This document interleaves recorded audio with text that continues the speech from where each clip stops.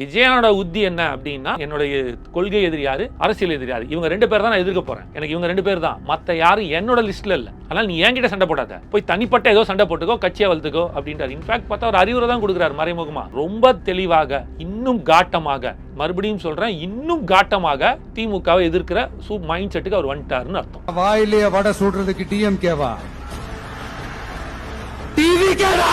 மக்கள் முடிவு எடுக்கட்டும் யார் பக்கம் இருக்காங்க. இப்போ ஒருவேளை சீமானன் சொன்னதுதான் கரெக்ட்னா மக்கள் சீமானனுக்கு ஓட்டு போட்டோம், இல்ல அதிமுக தான் கரெக்ட்னா மக்கள் அதிமுக ஓட்டு போட்டோம், திமுகவுக்கு மாற்று அதிமுக தான் இருக்க முடியும் அப்படின்னு நினைச்சாங்கன்னா ஓட்டு போட்டோம். 2 பேரும் இல்ல, தாவேகா தான் கரெக்ட்.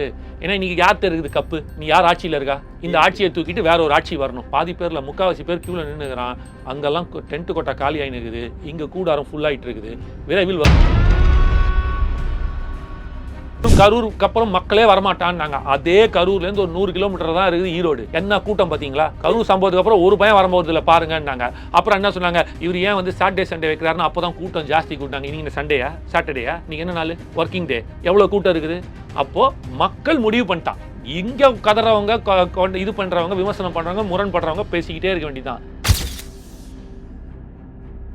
எங்கேயாவது அதிமுக விமர்சிச்சாரா? எங்கேயாவது நாம் தமிழ் பண்ணல. அவருக்கு that is the quality of a leader. He is clearly focused, keenly focused. எந்தவித குழப்பமும் இல்லாத தெளிவான ஒரு அரசியல் தலைவர். அவருக்கு வந்து நடிகன், அவருக்கு அரசியல் தெரியலன்னு சொல்றீங்களா, அதுவே முட்டாள்தனம். ஒரு டிவிக்கே ஒரு தூய சக்தி.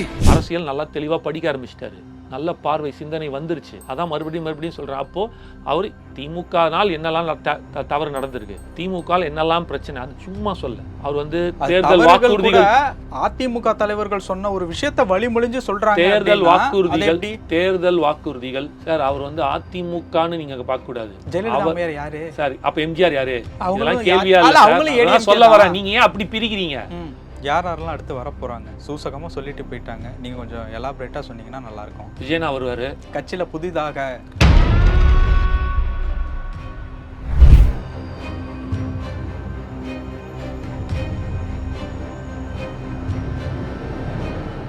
ரியல் ஒன் நேயர்களுக்கு வணக்கம். இன்று நம்மளுடைய நேர்காணலுக்கு தமிழ்நாடு இளைஞர் கட்சியிலிருந்து திரு காமேஷ் அவர்கள் நினைச்சிருக்காங்க. பிரதர் வணக்கம். வணக்கம் பிரதர், எப்படி இருக்கீங்க? நல்லா இருக்கேன் பிரதர், எப்படி இருக்கா? நல்லா இருக்கேன். எப்படி இருந்தது ஈரோட ஸ்பீச்?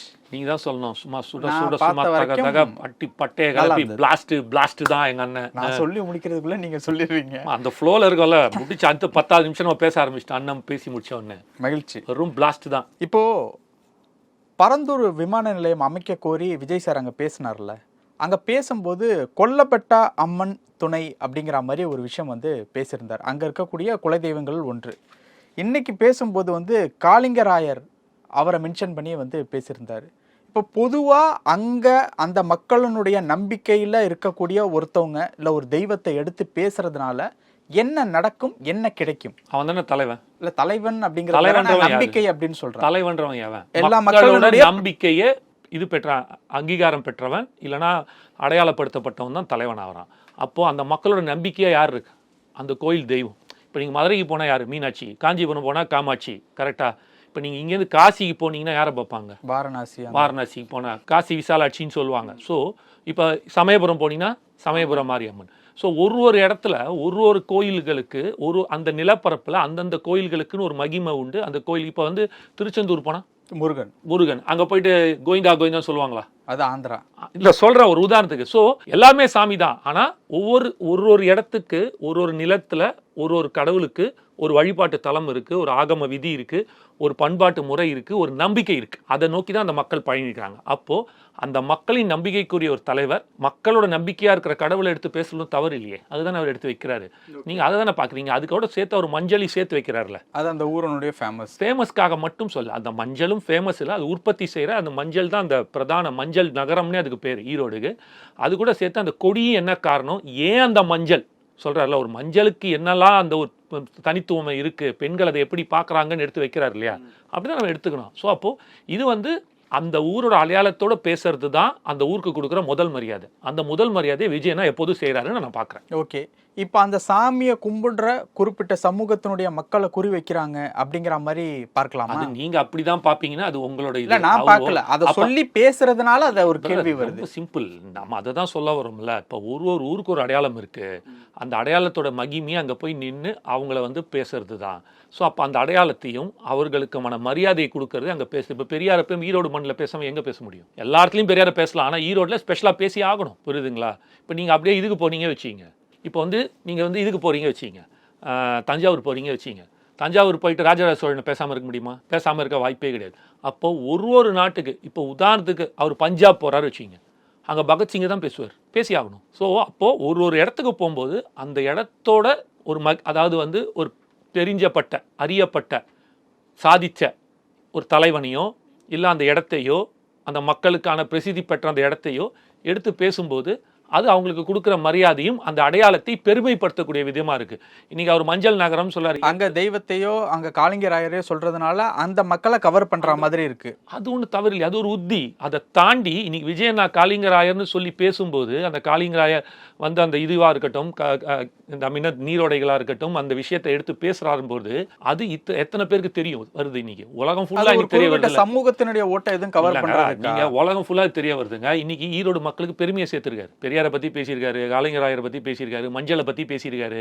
அப்ப இது எல்லாமே எங்க, நான் என்ன சொல்றேன், எல்லாருக்கும் தெரியாது. ஒரு உதாரணத்துக்கு வச்சுப்போமே, ஒரு பாமர மக்களுக்கு ஓ மஞ்சள் வந்து ஈரோட்ல வருதாடா, ஈரோட்ல தான் மஞ்சள் கிடைக்குதா, சூப்பரா விஜய் நான் சொன்னார். அப்ப இஸ் எஜுகேட்டிங், கொண்டு போய் மக்கள் கிட்ட சேர்க்கிறாரு. இதுதான் அரசியல்வாதி தலைவனோட கடமை. நீங்க ஓட்டு மட்டுமே பாக்கல, எலெக்ஷன் அதானே சார். ஓட்டு மட்டுமே இல்ல, ஓட்டை தாண்டி சில விஷயங்கள் இருக்கு. ஓட்டு மட்டும் அப்படின்னா திமுக திட்டிடலாம், பாஜக திட்டிட்டு போயிட்டே இருக்கலாம், அதுதான் ஓட்டு. புரிஞ்சுங்க. இந்த சாமி சொல்றதுனால ஓட்டு போட மாட்டான், பெரியார்னு ஒரு பேர் சொல்லனால ஓட்டு போட மாட்டான். அவன் தான் பெரியார் பேர் சொல்ல திமுக ஓட்டு போடுறான், எதுக்கு திருப்பி இங்க ஓட்டு போடணும்னு வரும். அதுதாங்க சொல்றேன், அதுதாங்க அடையாளம், அதுதாங்க பெருமைப்படுத்துதல், அதுதாங்க பெருமைப்படுத்துதல், அதுதாங்க அடையாளம். குறிப்பிட்ட சமூகத்தை கரெக்ட் பண்றது அந்த மாதிரி அப்படிலாம் எதுவுமே கிடையாது. நீங்க சமூகத்தை கரெக்ட் பண்ணும் அப்படின்னா அங்க இருக்கிறது கவுண்டர் சமுதாயம் தான் ஜாஸ்தி. அப்ப கவுண்டர், என் அருமை கவுண்டர் மக்கள் தான் ஜாதி சொல்லி பேசணும். அது எந்த தெய்வத்தை கும்பிடுறாங்களோ அதை சொல்லலாம். அப்ப அங்க வெறும் ஒரு காளிங்கராயர் கடவுள் மட்டும் தான் கும்பிடுறாங்களா? ஈரோடு பவானி அம்மன் இல்லையா? அதான் சொல்லி ஈரோடுல பவானி அம்மன் இருக்காங்களா இல்லையா? இருக்காங்கல்ல. அப்போ அவர் ஏன் சொல்ல? ஸோ இது அப்படி கிடையாது. இது வந்து அங்க இருக்கிற ஒரு வரலாறு. அந்த வரலாற்று பெருமையை, அந்த மாவட்டத்தின் வரலாற்று பெருமையை எடுத்து, இப்ப காஞ்சிபுரம் போனாரு, அண்ணாவை பத்தி பேசினாரு, பட்டை பத்தி, காஞ்சிபுரம் பட்டை பத்தி பேசினாரா பேசலையா? அப்போ ஒரு மாவட்டத்துக்கும் இருக்கும் தனி சிறப்பு. தமிழ்நாடு அதுதான் அழகு. ஒரு மாவட்டத்துக்கு ஒரு தனி சிறப்பு இருக்கு. அந்த தனி சிறப்பையும் அங்கில் இருக்கும் மிகப்பெரிய தலைவர்கள் அவர்களை அடையாளப்படுத்தி, பெருமைப்படுத்தி, தலைவர்களை அடையாளப்படுத்தி அந்த மாவட்டத்தின் சிறப்பு தன்மையை வந்து சிறப்புப்படுத்தி, என்ன புரிஞ்சுக்குங்க, அதை தான் அவர் வந்து பெருமைப்படுத்தி, அந்த சிறப்பு தன்மையை பெருமைப்படுத்தி மக்கள் கிட்ட கொண்டு போயிட்டு சேர்க்கிறார். It's a kind of a speech. இது நம்ம அப்படி தான் கொடுக்கணும். மேடையில் அமர்ந்து இருக்கும் அப்படின்னு சொல்லிட்டு ஒவ்வொருத்தர் பேரா சொல்றாங்கல்ல, அவர்களே, அது என்னது? அது அவங்க ஓட்டு வாங்குறதுக்காகவா? இல்லை அந்த ஆட்களோட ஜாதிகார ஓட்டு வாங்குறது அர்த்தமாயிடுமா? அப்படி வராது இல்லை. இப்போ ஒரு குறிப்பிட்ட தலைவர் ஏறுறாரு, ஒரு குறிப்பிட்ட தலைவரை சொல்றாருன்னா, பேர் சொல்லுன்னா அந்த மேடையில் உட்கார்ந்துருக்கு அவர் கொடுக்குற மரியாதை, அந்த மாதிரி அந்த மாவட்டத்துக்கு கொடுக்குற மரியாதை நம்ம அப்படிதான் பார்க்கணும். அது 2006-07 அந்த காலகட்டங்களில் விஜயகாந்த் அவர்கள் வந்து தன்னை வந்து கருப்பு எம்ஜிஆர் அப்படின்னு அவங்க சுற்றி இருக்கிறவங்க வந்து சொன்னாங்க. அவருக்குமே வந்து எம்ஜிஆர் அவர்களுடைய தொப்பியெல்லாம் போட்டு மேடையில் வந்து அழகு பார்த்தாங்க. அந்த மாதிரியான நிகழ்வுகள்லாம் வந்து நடந்தது. அதை பற்றி ஜெயலலிதா அம்மையார்ட்ட கேட்கும்போது, எம்ஜிஆர் என்ற நபர், என்ற தலைவர் பெயரையோ புகைப்படங்களையோ பொது வெளிகளில், பொது மேடைகளில் பயன்படுத்துறது அப்படிங்கிறது நான் வன்மையாக கண்டிக்கிறேன் அப்படிங்கிற மாதிரி ஒரு விஷயம் வந்து சொல்லியிருந்தார். இன்னைக்கு விஜய் சார் பேசும்போது, பெரியார் அண்ணா யாரும் வந்து சொந்தம் கொண்டாட முடியாது, எல்லாருக்கும் பொதுவான எம்ஜிஆர் சொன்னாங்க. அண்ணா எம்ஜிஆர் யாரும் சொந்தம் கொண்டாட, ஓகே, அண்ணா எம்ஜிஆர் யாரும் சொந்தம் கொண்டாட முடியாது அப்படின்ட்டு வந்து சொல்றாங்க. ஸோ அன்னைக்கு ஜெயலலிதா அம்மையார் சொன்ன அந்த ஒரு விஷயம், இன்னைக்கு விஜய் சார் பேசியிருக்கக்கூடிய இந்த ஒரு விஷயம் எப்படி பார்க்குறீங்க? இல்லை, அது வந்து என்னன்னா, காலங்கள் தான் பரிமாற்றோட மாற்றங்களாக வருது. ஒரு காலத்தில் நீங்கள் பார்த்தீங்கன்னா, இப்போ காந்தி வந்து காங்கிரஸில் மட்டும்தான் இருந்தார். ஆரம்பிக்கும் போது காங்கிரஸ் கட்சி ஆரம்பித்து வந்தார். ஸோ நாளடைவில் அது மாறிக்கிட்டே வரும்போது இன்றைக்கி வந்து உலகத் தலைவர் ஆகிட்டார். இந்தியாவின் தேசிய தலைவர் மகாத்மா காந்தி ஃபாதர் ஆஃப் அவர் நேஷன் ஆகிட்டார். ஸோ இப்போது இறந்தவர்களோட அடையாளங்களை, அதாவது அவர்கள் லெஜெண்டரி, அவங்க ஐகானிக்கான செய்த விஷயங்களை எடுத்து கூறுவதிலும் தவறு கிடையாது. சொந்தம் கொண்டாடல அவர். பெரியாரையோ, அவங்க கொள்கை தலைவர் மாதிரி பெரியாரையோ, அம்பேத்கரையோ, காமராஜர் மாதிரியோ சொந்தம். அப்போ காமராஜருக்கு சொல்லாமா, காங்கிரஸ் தலைவருங்க, அவர் எப்படிங்க நீங்கள் சொந்தம் கொண்டாடுறீங்கன்ட்டுன்னு. இறந்ததுக்கப்புறம் சில 100 ஆண்டுகளுக்கு அப்புறம் ஜெயலலிதா கூட யாராவது ஒருத்தர் தேசிய தலைவர் அவங்களோட கொள்கை தலைவராக எடுத்து வச்சுட்டு கட்சி தலைவராக கட்சியில் கொள்கை தலைவராக கூட எடுத்து வச்சுட்டு கொண்டாடலாம். பெண்களுக்கு இதெல்லாம் பண்ணாங்க போனாங்கன்னு, தட் இஸ் டிஃப்ரெண்ட். அது ஒவ்வொருத்தருக்கும் ஒரு பாயிண்ட். அது என்ன சொல்ல வர்றாரு அப்படின்னா, அண்ணாவோட இது ஏன் வந்துச்சு அப்படின்னா, அவர் அண்ணாவையும் எம்ஜிஆரையும் புகழும்போது இதெல்லாம் செஞ்சுருக்கீங்க, இப்படியெல்லாம் கொண்டு வந்திருக்காங்க, இதெல்லாம் நானும் கடைப்பிடிக்க ட்ரை பண்ணுறேன் அப்படின்னு நல்ல விஷயத்தை எடுக்கும்போது இது அவர் எப்படி சொல்லலாம், இது எங்கள் கட்சியோட தலைவர், எங்களுக்கான ஆளுன்னு நீங்கள் சொல்கிறீங்களா, அதை சொல்லாதீங்க. நல்லது யார் சொன்னாலும் எடுத்துப்போம், அது பொது நலம் காந்தி, அது பொது உடைமையாக பார்க்கப்படுகிறது, நீங்கள் சொல்வது போல் கிடையாதுன்றதான் அங்கே உணர்த்துறாரு. அதனால் எம்ஜிஆர் இனிமேல் என் கட்சி தலைவர் நான் தான் வச்சுக்க போகிறேன், என் கொள்கையில் இன்னொருத்தர் தலைவர் 5ஓட 6 சேர்க்குறேன்லாம் அவர் சொல்லலை. எம்ஜிஆர் செய்த நல்லதையும் அண்ணா செய்த நல்லதையும் எடுத்து உரைக்கிறார். அது மக்கள்கிட்ட கொண்டு போய் சேர்க்கிறார். அது ஒரு அரசியல் இது தானே. எவ்வளவோ பேர் சொல்றாங்கல்ல, காரல் மார்க்ஸ் பேசுறது எடுக்கிறாங்க, சேகுவாரா சொல்றது எடுக்கிறாங்க. இல்ல, தத்துவ ரீதியாக யார் வேணாலும் எதை வேணாலும் எடுத்து பேசலாம்ல. இவங்க தத்துவ ரீதியாக செயல்பாட்டில் இருக்கிறத எடுத்து பேசுறாங்க. அண்ணாவோட தத்துவம் என்ன, எம்ஜிஆர் கொண்டு வந்து பேசினாரு. எம்ஜிஆர் என்ன சொல்றாரு, எம்ஜிஆர் அதை செயல்பாட்டு பண்ணாரு, அந்த செயல்பாட்டில் வெற்றி அடைஞ்ச சத்துணவு திட்டம் அவர் கொண்டு வந்தார் எம்ஜிஆர். ஸோ செயல்பாட்டில் அந்த மாதிரி அதை எடுத்து தான் பேசுறாரு. அதாவது இந்த மாதிரி இரு பெரும் தலைவர்கள் தமிழ்நாட்டில் உங்களுக்கு தான் சொந்தம்னு கொண்டாடாதீங்க, செஞ்ச நல்லதை யார் வேணாலும் எடுத்து பேசலாம், அதை மக்களிடம் கொண்டு போய் சேர்க்கறதுல எனக்கும் உரிமை இருக்குது, அதை நான் செய்கிறேன்னு தான் சொல்கிறாரு. அதனால் இவர்களை பேரை யூஸ் பண்ணலாம், அவங்க பேர் ஜெயலலிதா அம்மா சொன்னது படத்தை தான் யாரும் யூஸ் பண்ணக்கூடாதுன்ட்டு, புரியுதுங்களா? எம்ஜிஆர் பெயருமே இல்லை. நீங்கள் இப்போ நான் எம்ஜிஆர்னு பேர் வச்சா யாராலையும் தடுக்க முடியாது, இது சட்டம் என்னோட இஷ்டம், கான்ஸ்டிடியூஷன் ரைட். இது அதை தாங்க சொல்ல வரேன். நான் சொல்ல வரது புரியுதா?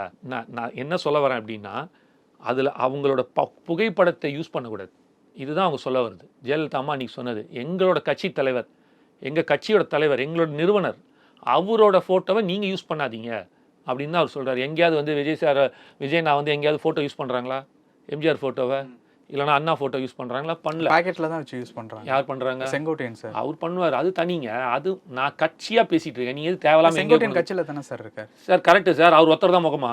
ஓகே சார், அவர் வச்சிருக்கிறது தனிப்பட்ட அடையாளம். மேடையில பேசும்போது செங்கோட்டையன் சாரோட பேரை மென்ஷன் பண்ணி பேசுறாங்க. தனிப்பட்ட அடையாளம் சார், அது தனி மனித சுதந்திரம், அதுதான் இந்த கட்சியில் இருக்க ஜனநாயகம்ன்றேன். திமுக அது பண்ண முடியுமா? பண்ண முடியாது. ஜெயலலிதா அம்மா ஃபோட்டோ வச்சுன்னு திமுக செங்கோட்டையெல்லாம் வர முடியுமா? வர முடியாது. புரியுதா? நான் சொல்ல வரது அதுதான். இங்கே ஃபோட்டோவை பார்க்காதீங்க, அங்கே இருக்கிற கருத்து சுதந்திரத்தையும் அங்கே இருக்கிற ஜனநாயகத்தை பாருங்கள். பேர் வச்சியே சோறு வச்சியான்ற மாதிரி இருக்குது. நீங்கள் ஃபோட்டோவை பார்த்து நிற்கிறீங்க, நான் சோத்தை பார்த்துட்டு இருக்கோம். நாங்கள் ரெண்டுத்துக்கு வித்தியாசம் இருக்குது.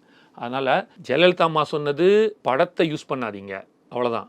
ஆனால் அந்த திட்டங்களாக இருக்கட்டும், செயல் வடிவங்களாக இருக்கட்டும், அவங்க கொண்டு வந்த செயல் திட்டங்களாக இருக்கட்டும், இதை எதையுமே சொல்லாதீங்கன்னு சொல்ல முடியாது. சொல்கிறதுக்கான ரைட்ஸ் யாருக்கும் கிடையாது. அதை தான் விஜயன் எடுத்து செய்கிறார். களத்தில் இல்லாதவங்களாம் நாங்கள் எதிர்க்க முடியாது, நீங்கள் கேட்குறீங்க அப்படிங்கிறதுக்காக நாங்கள் எதிர்க்க முடியாது பாஸு அப்படிங்கிற மாதிரி ஒரு விஷயம் சொல்லியிருந்தார். யாரெல்லாம் சொல்கிறாங்க? யாரெல்லாம் களத்தில் இல்லையோ அவங்கள தான் சொல்கிறாரு. ஓகே, யாரெல்லாம் இல்லை, அந்த மறைமுக பேச்சுக்கு என்ன காரணம்? எல்லாருக்குமே தெரியும் யார் இருக்காங்க யார் இல்லை அப்படின்றது. டைரக்டாக இழுத்துட்டு இருக்காரு. நான் இது அன்றைக்கே சொல்லிட்டேன், மறுபடியும் சொல்கிறேன், லிஸ்ட்லேயே இல்லை. அவரை பொறுத்த மட்டும் லிஸ்ட்டில் இல்லை, அது மக்கள் முடிவு பண்ணிட்டோம். அது எனக்கு தேவையில்லாது.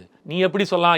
நான் ஓப்பனாக சொல்கிறேன், சீமான் என்ன சொல்கிறாரு, அதிமுக சொல்கிறாரு, தெளிவாக தான் சொல்கிறாரு. அவர் என்ன சொல்கிறாருன்னா, நான் ஒரு வரையறை வச்சுருக்கேன், நான் ஒரு திட்டம் வச்சுருக்கேன், எனக்கு இப்படித்தான் பண்ணணும். இப்போ உதாரணத்துக்கு தோனி எடுத்துங்களேன். தோனி ஃபர்ஸ்ட் ஓவரே அவன் ஒரு பிளான் வச்சுருப்பான். ஜென்ரலாக ஃபர்ஸ்ட் டைம் என்ன பண்ண, நியூ பால் கொடுத்தா ஃபாஸ்ட் பவுலிங் போடுவாங்க. அவர் ஸ்பின்னு கொடுக்குறாரு வச்சுக்கிங்க. அது என்னங்க, அது ஸ்பின்னை போய் கொடுக்குறாரு ஃபர்ஸ்ட் ஓவர் எடுத்த உடனே. ஃபாஸ்ட் பவுலிங் தானே கொடுக்கணும், பேஸ் பவுலிங் தானே கொடுக்கணும் அப்படின்னு சொல்லி கேட்க முடியாது. அது கேப்டனோட உத்தி. ஜெயிக்கிறானா தோக்குறானான்னு தான் பார்க்கணும். நீங்கள் அதை நோக்கி தான் பயணிக்கணும். இவனை ஏன் சொன்னா, இவன் இருக்கானே அவன் இருக்கானே அதெல்லாம் கிடையாது. அந்த மாதிரி இது புரியறதுக்காக நான் சொல்ல வரேன். அந்த மாதிரி விஜயனோட உத்தி என்ன அப்படின்னா, அதாவது என்னோட என்னுடைய கொள்கை எதிரி யாரு, அரசியல் எதிரி யாரு, இவங்க 2 பேர் தான் நான் எதிர்க்க போகிறேன். எனக்கு இவங்க 2 பேர் தான், மற்ற யாரும் என்னோட லிஸ்ட்டில் இல்லை. அதனால் நீ என்கிட்ட சண்டை போடாத, போய் தனிப்பட்ட ஏதோ சண்டை போட்டுக்கோ, கட்சியை வளர்த்துக்கோ அப்படின்றார். இன்ஃபேக்ட் பார்த்தா ஒரு அறிவுரை தான் கொடுக்குறாரு மறைமுகமா. பெரியார்ன்ற கடப்பாறை ஒன்று இருக்குன்னு சொன்னார்ல, சில நாள் முன்னாடி ஒருத்தர் என்ன சொன்னார், பிராமண கடப்பாறையை எடுத்து இந்த திராவிட கட்டிடத்தை உடைக்கிறனா இல்லையா பாருன்றாரு. அது சாத்தியம் இல்லைன்றது உலகத்துக்கே தெரியும். இருந்தாலும் அங்கே இடத்துல ஒரு மேடை நாகிறதுக்கு அவர் ஏதோ பேசி கைத்தட்டல் வாங்கிட்டு போறாரு. ஆனால் உண்மையை பேசுறாரு அண்ணன். பெரியார்ன்ற கடப்பாறை இருந்தால் மட்டும்தான்டா நீ சொன்னது நடக்கும், அதனால் நீங்கள் தயவுசெய்து இதெல்லாம் பண்ணாதீங்க, இதெல்லாம் பெரியார் கடப்பாருன்னு சொல்லி உள்ளே கொண்டு வர்றாரு. எதுக்காக அந்த வார்த்தையை சொல்கிறாருன்னா அதுக்கு தான். எல்லாத்தையும் அவர் பார்த்துட்டு இருக்காரு. காஞ்சிபுரத்தில் பேசினோடனே என்ன சொன்னாங்க, உடனே வீடு கொடுக்குறாங்க, பைக்கு கொடுக்குறாங்க, இலவசமானாங்க. நான் அப்படிலாம் சொல்லவே இல்லை தத்திகளா, நான் அந்த மைண்ட் செட்டில் இல்லை. நான் பொருளாதாரத்தை மேம்படுத்துறேன்னு தான் சொல்ல வந்தேன். அவனே சொந்தமாக வீடு வாங்குற அளவுக்கு அவனுக்கு பொருளாதாரத்தை மேம்படுத்துறேன்னு தெளிவுபடுத்துறான். இதை நம்மளும் பேசணும். இப்படி தான் சொல்கிறாருன்னு இப்போ புரியுதுங்களா? இதுதான் ஃபர்ஸ்ட் பாயிண்ட். அவர் என்ன சொல்கிறாரு, பெரியாருன்ற ஆல்ரெடி ஒரு கடப்பாறை இருக்குது, அந்த கடப்பாறை எல்லாத்தையும் தட்டி தூக்கி வெளியில் போட்டுச்சு. புதுசாலாம் நீங்கள் வந்து ஒன்றும் செய்யணுன்ற அவசியம் இல்லை தமிழ்நாட்டுக்கு, இதை புரிஞ்சுக்குங்கன்றாரு. ஏன் வந்து இவங்கள விமர்சிக்கல அவங்க விமர்சினா அதை நீங்கள் கெல்லாதீங்கன்றாரு. நான் என்ன பேசணும்னு நான் முடிவு பண்ணுறேன், அதில் இருக்கிற கருத்தியல் ரீதியாக சண்டைக்கு வா, அதுக்கு நீ விமர்சனம் வை, இது ஏன் பண்ணல அது ஏன் பண்ணலன்னு சொல்லாதன்னு தெளிவுபடுத்துறாரு அரசியல. அங்க இருக்கிற மக்கள் கனெக்ட் ஆகுறாங்க. உங்களுக்கு புரியுதா மக்களேன்னு கேட்கிறாரு. உங்களுக்கு நான் இல்ல கேளுங்க, அவர் என்ன சொல்றாரு, நான் பேசுற அரசியல் சில பேருக்கு புரியல, அது புரியுதா புரியாம போட்டேன், எனக்கு அதை பத்தி கவலை இல்லை, எதிர்த்த மாதிரி நிற்கிற மக்கள் கூட லட்சம் கணக்கான மக்களும் தடந்ததுனால உங்களுக்கு புரியுதான்னு கேட்குறாரு. அவங்களுக்கு புரியுது, எனக்கு அது போதுன்றாரு. He is connected with the people. நான் சொல்றது என் மக்களுக்கு புரியும் போது உனக்கு புரிஞ்சானே புரியாட்டி என்ன. அவர் மறுபடியும் அதை தான் சொல்ல வரேன், நீங்க என்ன கேட்குறீங்க எனக்கு புரியுது. அவர் அதிமுக விமர்சிக்காத காரணம் இதுதான், அதே மாதிரி நாம் தமிழை விமர்சிக்காத காரணம் இதுதான். உங்களுக்கு அதெல்லாம் அரசியல் பண்ண முடியாது, உனக்கு அதெல்லாம் நான் பேச முடியாது, என்னோட அரசியல் வேற, நான் வேற ரூட்ல போயின்னு இருக்கிறேன், தேவையில்லாம வந்து நோண்டாத. நீ என்ன பண்ணும், நான் மறுபடியும் சொல்றேன், நீங்க சீமானன்னு எது வந்தார், இந்த திராவிட அரசியல் ஒழிக்கணும் தானே வந்திருக்கிறாரு. கிட்டத்தட்ட அந்த வேலையை தான் அவர் செஞ்சுட்டு இருக்காரு. திமுகவும் இல்லாமல் அதிமுகவும் தான் செஞ்சுட்டு இருக்காரு. ஊழல் திராவிட அரசியல் ஒழிக்கணும்னு அவர் சொல்லிட்டு இருக்காரு, இவர் செய்கிறாரு சொல்லாமல். இவ்வளோதான் வித்தியாசம். மறுபடியும் சொல்கிறேன், சீமானனுக்கு நான்லாம் அவருக்கு அறிவுரை கொடுக்குற அளவுக்கு பெரிய ஆள் கிடையாது. இருந்தாலும் அண்ணன் உங்கள் அரசியல் என்னவோ அதை எடுங்க, தேவையில்லாமல் இவர் கூட போய் சண்டை போட்டுட்டு இருக்காதீங்கன்னு தான் அவர் சொன்னதை நான் இங்கே எடுத்து வைக்கிறேன். அண்ணனுக்கு சொல்லிட்டீங்க, அண்ணா திமுகவுக்கு என்ன சொல்ல போறீங்க? அதே தாங்க, நீங்கள் உங்கள் அரசியல் எடுத்து செய்யுங்க, நீங்கள் எதுக்கு தேவையில்லாமல் விமர்சனம் பண்ணிட்டு இருக்கீங்கன்னு தான் சொல்ல வரேன். அவர் என்ன சொல்கிறாரு, நான் ஒரு கோட்பாடு, ஒரு நிலைப்பாடு, எனக்குன்னு ஒரு அரசியல் ஸ்ட்ராட்டஜிக்கலாக ஒரு ஒர்க் இருக்குது, பிளான் பண்ணியிருக்கேன், அதை நோக்கி பயணிக்கிறேன், நீ அதை நோக்கி பயணி, இவனை நோக்கி அவங்க நோக்கி பயணி, மக்கள் முடிவெடுக்கட்டும். அதுதான் சொல்றாரு, மக்கள் முடிவெடுக்கட்டும் யார் பக்கம் இருக்காங்கன்னு. இப்போ ஒரு வேளை சீமானன் சொன்னது தான் கரெக்டுனா மக்கள் சீமானனுக்கு ஓட்டு போட்டோம், இல்லை அதிமுக தான் கரெக்டுனா மக்கள் அதிமுக ஓட்டு போட்டோம், திமுகவுக்கு மாற்று அதிமுக தான் இருக்க முடியும் அப்படின்னு நினைச்சாங்கன்னா ஓட்டு போட்டோம். ரெண்டு பேரும் இல்லை, தாவேகா தான் கரெக்டு. ஏன்னா இன்னைக்கு யார்கிட்ட இருக்குது கப்பு, நீ யார் ஆட்சியில் இருக்கா, இந்த ஆட்சியை தூக்கிட்டு வேற ஒரு ஆட்சி வரணும். இதனால அப்போ நாங்கள் தான் நினச்சிங்கன்னா நான் தாவேகா ஓட்டு போடுன்றாங்க. இல்லை மக்கள் 3 பேருமே இல்லை திமுக தான் அப்படின்னு நினச்சா மக்கள் முடிவெடுக்கட்டும், திமுகவுக்கே ஓட்டு போட்டோம், இல்லை அவரே இருக்கட்டும் அப்படின்னா மக்கள் முடிவு. எல்லாமே மக்கள்கிட்ட தான் அவரும் சொல்கிறாரு. அவர் தெளிவாக தான் பேசுகிறார். ஜனநாயகம் உங்களை கூட சண்டை போட நான் வரல, நான் மாற்றம் கொடுக்க வந்திருக்கேன், நான் ஒரு அரசியல் தீர்வை நோக்கி பயணிக்கிறேன், என்னோட தீர்வு வேற. நான் வந்து பெண்கள் பாதுகாப்பு பற்றி பேசுகிறாரு, இருக்கிற பிரச்சனைகளை பற்றி பேசுகிறாரு, அவருக்கு அரசியலே தெரியல, வீட்டுக்குள்ளே போய் உட்காந்துட்டு இருக்கீங்கன்றாரு. ஒரு விஷயத்தையும் எடுத்து புட்டு வைக்கிறாரு ஒரு மேடையிலையும். கரூருக்கு அப்புறம் மக்களே வரமாட்டான்னாங்க. அதே கரூர்லேருந்து ஒரு 100 கிலோமீட்டர் தான் இருக்குது ஈரோடு. என்ன கூட்டம் பார்த்தீங்களா, கரூர் சம்பவத்துக்கு அப்புறம் ஒரு பயம் வரும்போது இல்லை பாருங்கன்னாங்க. அப்புறம் என்ன சொன்னாங்க, இவர் ஏன் வந்து சாட்டர்டே சண்டே வைக்கிறாருன்னு. அப்போ தான் கூட்டம் ஜாஸ்தி கூட்டாங்க. இன்னைக்கு சண்டேயா சாட்டர்டேயா, இன்னைக்கு என்ன நாள், ஒர்க்கிங் டே, எவ்வளோ கூட்டம் இருக்குது. அப்போது மக்கள் முடிவு பண்ணிட்டான். இங்கே கதறவங்க இது பண்ணுறவங்க விமர்சனம் பண்ணுறவங்க முரண்படுறவங்க பேசிக்கிட்டே இருக்க வேண்டியதான். உண்மை நிலவரம் மக்களுக்கு என்னன்னு தெரிஞ்சிச்சு. மக்கள் விஜயனாவை நம்புகிறான், விஜயனா மக்கள் கூட நிற்கிறாரு, அவ்வளோதான். the connect is between the people and the leader. It is already happening. So நிச்சயமாக ஒரு மிகப்பெரிய எழுச்சி மாறும். 2026 தாவேகாக்கு சாதகமாக அமையும். 4 முனை போட்டி தானே இந்த 2026 சட்டமன்ற தேர்தலை நோக்கி இப்போ வரைக்குமே இருக்கு. ஒன்று டிஎம்கே ஏடிஎம்கே, இன்னொன்று நாம் தமிழர், இன்னொன்று டிவிகே. இதில் விஜய் சார் ரெகுலராக சொல்லிட்டு இருக்கக்கூடிய டிஎம்கே விசஸ் டிவிகே, அந்த நரேட்டிவ் ரிலேட்டபிளாக தான் இந்த ஒரு ஸ்பீச்சை எடுத்துட்டு போறாங்களா? எல்லாமே அப்படிதாங்க. ஏடிஎம்கே நாம் தமிழர் கிடையாது, அவர் திசை திருப்பவே இல்லை. மறுபடியும் அதான் சொல்லிட்டு இருக்கேன். எங்கேயாவது அதிமுக விமர்சிச்சாரா, எங்கேயாவது நாம் தமிழ் பண்ணல. அவருக்கு that is the quality of a leader. He is clearly focused, keenly focused. எந்தவித குழப்பமும் இல்லாத தெளிவான ஒரு அரசியல் தலைவர். அவருக்கு வந்து நடிகன், அவருக்கு அரசியல் தெரியலன்னு சொல்றீங்களா, அதுவே முட்டாள்தனம். ஒரு தலைவன் என்பவன் தெளிவா இருப்பான். அந்த தெளிவு வந்து அவன்கிட்ட இருக்குன்றது அவன் பேச்சிலையும் சிந்தனையிலையும் தெரியும். அவனோட சிந்தனையிலையும் அவன் பேச்சிலையும் அவன் நடவடிக்கையிலையும் தெரியும். ஒருத்தன் நீ தெளிவா இருக்கன்னு எப்படி தெரியும்? தெளிவான செயல்கள் மூலியம். அவ்வளவுதான். அவரோட செயல்பாடு ஆரம்பத்துலேருந்து கரெக்டா இருக்குன்றேன். ஆரம்பத்துலேருந்து கரெக்டா இருக்கு. என்னோட நோக்கம் திமுக அழிக்கிறது, அதிமுக அழிக்கிறதோ, இல்லைனா வந்து நாம் தமிழரை காலி பண்றதோ, இந்த ஏ டீம் பி டீம் எல்லாம் கிடையாது. இன்ஃபேக்ட் அவருக்கு திமுக அழிக்கிற எண்ணம் கூட கிடையாது. அது கூட அவருக்கு கிடையாது. அதுக்கு அடுத்து வரேன், அதான் சொல்ல வரேன். அது கூட அவருக்கு எண்ணம் கிடையாது. நீங்க என்ன கேட்க போறீங்க எனக்கு தெரியும். அது கூட அவருக்கு கிடையாது. அவரோட எண்ணம், நான் இந்த மக்களுக்கு என்னோட நன்றி கடனாக அதுக்காக நான் வரேன் அப்படின்னு சொல்றாரு அவர். வேற எதுவும் இல்லை. ஓகே, இப்போ நன்றி கொன்றார்க்கும் ஓய்வுண்டாம் ஓய்வில்லை, செய் நன்றி கொன்ற மரர்க்குன்னு வள்ளுவனோட திருக்குறளுக்கு ஏற்ப அவரு இந்த மக்கள் என்னை கொண்டாடினாங்க, திருப்பி இந்த மக்களுக்கு என்றென்றும் நன்றி கடனுடன் விசுவாசமாக உறுதுணையாக நிற்பேன் வாழ்நாள் முழுக்கன்றதா சொல்ல வருது. இப்போ அதிமுகவை விமர்சனம் பண்ணலை, இல்லை பண்ணுறாங்க, அது எப்படி வேணாலும் இருக்கட்டும். அதிமுகவில் இருக்கக்கூடிய முன்னாள் தலைவர் ஜெயலலிதா அம்மையார் வந்து ரெகுலராக வந்து திமுகவை தீய சக்தி அப்படின்ட்டு ஒரு விஷயம் வந்து சொல்லுவாங்க. நல்லா காப்பாடு. அந்த ஒரு விஷயம் ஏன் இவ்வளோ ஹார்ஷாக வந்து சொல்கிறாங்க அப்படிங்கிற மாதிரி எனக்கே தோணும். ஆனால் நானுமே இப்போ சொல்கிறேன் தீய சக்தி அப்படின்ட்டு வந்து சொல்கிறேன் அப்படிங்கிற மாதிரி ஒரு ஸ்பீச் வந்து கொடுத்துருந்தார். இது ஜெயலலிதா அம்மையார் சொன்ன ஒரு பேச்சை வந்து வழிமொழிகிறேன் அப்படிங்கிற மாதிரி சொல்கிற மாதிரி இருக்கு. அப்படிலாம் கிடையாது. அப்போ வந்து எம்ஜிஆர் சொன்னார், எம்ஜிஆருக்கு அப்புறம் வந்து ஜெயலலிதா அம்மா சொன்னாங்க. இன்னைக்கு சொன்னது சொல்கிறேன், வைகோ சொல்லியிருக்காரு. இல்லை இவங்களெல்லாம் மென்ஷன் பண்ணல. ஜெயலலிதா அம்மையார் வந்து அதான் சொல்கிறேன் பிரதர். வைகோ சொல்லியிருக்காரு, எம்ஜிஆர் ஆரம்பிச்சாரு, ஜெயலலிதா அம்மா சொன்னாங்க, வைகோ சொன்னாரு, பாஜக தமிழக அரசியலே அண்ணாமை. அவ்வளோதான். தமிழக அரசே திமுக எதிர்ப்பு தான். புரியுதுங்களா? திமுக வச்சு தான் எல்லாமே இங்கே பண்ணுறாங்க. அப்போ ஆப்வியஸ்லி அதுதான் பிரதான முதல் கட்சி தமிழ்நாட்டில். அப்போ அதை வச்சு தான் எல்லாருமே பேசும்போது, இந்த பேசுபொருள் திமுகவுக்கு மாற்றுன்னு வரும்போது, ஆமாம் நானே ஏன் இவ்வளோ இருக்குன்ற போது யோசிச்சேன்னா, இப்போ தான் ஒரு உண்மை நிலவரத்தை புரிஞ்சிட்டு இருக்காரு. அரசியல் நல்லா தெளிவாக படிக்க ஆரம்பிச்சிட்டாரு.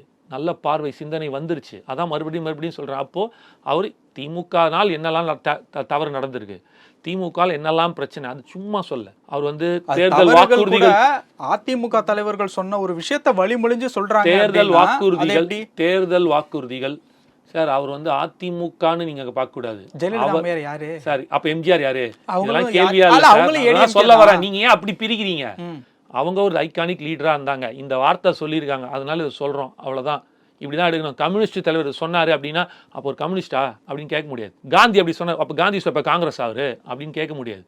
சில தலைவர்கள் இறந்ததுக்கு அப்புறம் அந்த தலைவர்களோட கோட்ஸ் இருக்குல்ல, அவர்கள் சொன்ன அந்த கோட்ஸ் அது எடுத்துக்கொள்ளப்படும். யாராக இருந்தாலும் எடுத்துக்கிட்டு, அன்னைக்கு காரல் மார்க்ஸ் சொன்னா, அன்னைக்கு டால்ஸ்டாய் இப்படி சொன்னா, அன்னைக்கு மாவீரன் நெப்போலியன் இப்படி சொன்னா அப்படின்னு நம்ம பேசுகிறோம் இல்லையா?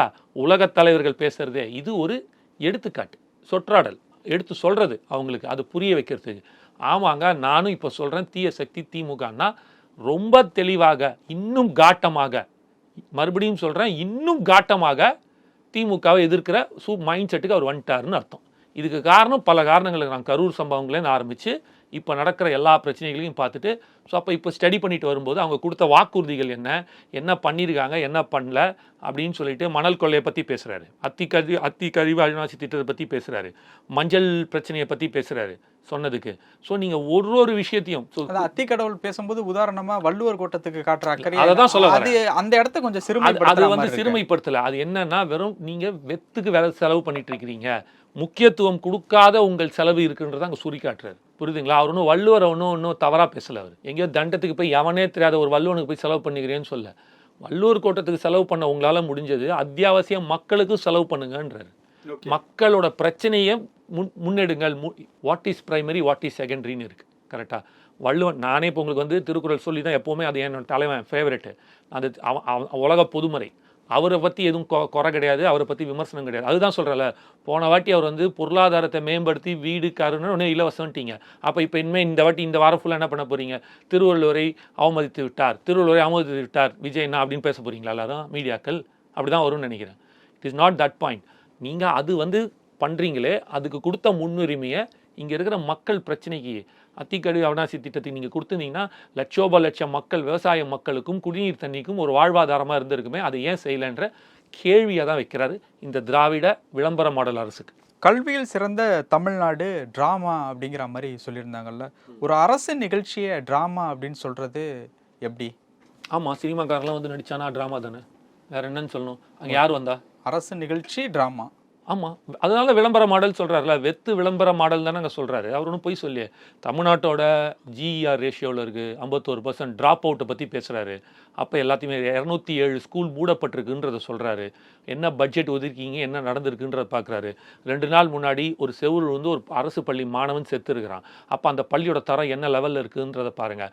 பாதி ஸ்கூல், கிட்டத்தட்ட 1240 ஸ்கூல். இது நான் சொன்னவர் வந்து பள்ளி கல்வித்துறை அமைச்சர் பொய்யா மகேஷ். கிட்டத்தட்ட ஒரு 1 இயர் இருக்கும்னு நினைக்கிறேன், எப்படியும் ஒரு 8 மாதம் இருக்கும்னு நினைக்கிறேன்.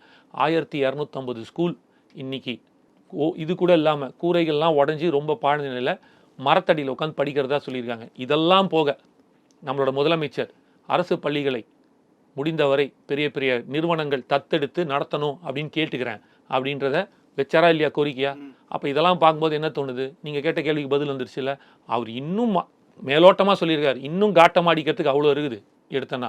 அதெல்லாம் தேர்தல் வாக்குறுதியில் வரும்போது கண்டிப்பாக தாவேகா ஏன் இதெல்லாம் சொல்கிறோன்ட்டு அந்த பள்ளிக்கான விஷயத்தை கண்டிப்பாக எடுத்து சொல்லும்போது என்ன நிலைமையில் இருக்குது, இதை எப்படி மாற்ற போகிறோன்ற வரைக்கும் சொல்லுவாங்க.